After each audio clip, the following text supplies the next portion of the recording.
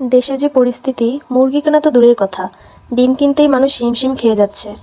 বাসায় বসে এভাবে একটু ডিম পোচ করে খেয়ে দেখতে পারেন। প্রথমে আমি কড়াইতে দিয়ে দিব সাদা তেল, স্বাদমতো লবণ। তেলটা একটু গরম হলে ডিম দিয়ে দিচ্ছি।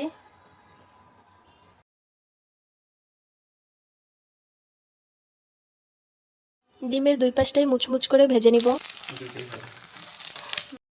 এরপরে আবার নিব সাদা তেল। তেলটা একটু গরম হয়ে আসলেই দিয়ে দিচ্ছি আদা বাটা এবং জিরা বাটা। কিছুক্ষণ নেড়েচেড়ে দিয়ে দিচ্ছি আগে থেকে কুচি করা পেঁয়াজ এবং মরিচ। এরপর মিডিয়াম আঁচে সবগুলো 1 মিনিট ভেজে নিব।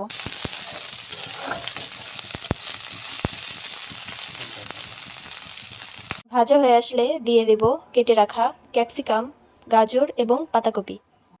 আপনারা চাইলে আপনাদের পছন্দ মতো সবজি অ্যাড করে নিতে পারেন। দিয়ে দিচ্ছি পরিমাণ মতো সয়া সস এবং টমেটো সস।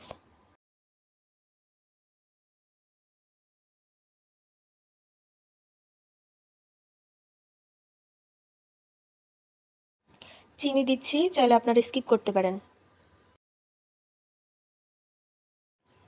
শেষে একটু লেবুর রস দিয়ে দিচ্ছি।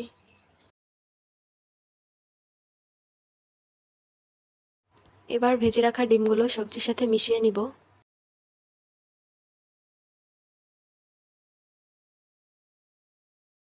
সাথে একটু ধনিয়া পাতা অ্যাড করে নিব।